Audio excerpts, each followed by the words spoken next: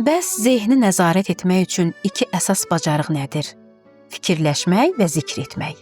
Zikir zehni nəzarətə bir cür kömək edir, fikri isə başqa cür. Gəlin bugün bir dua edim. İlahi, səni Əba Əbdillah Hüseyin əleyhissalamın haqqına and verirəm.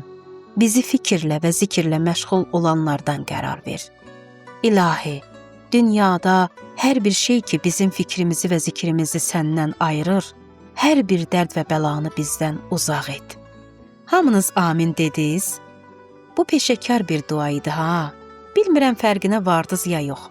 Bax, mən demədim, hər nə bizim fikrimizi və zikrimizi tutur, onu bizdən al.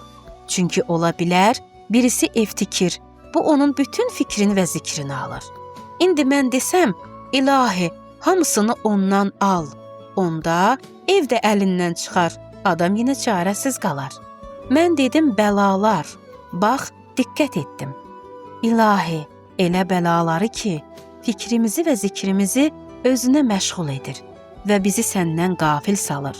Onları bizdən uzaq et və bütün xeyirləri sənə məşğul olacaq vasitə et.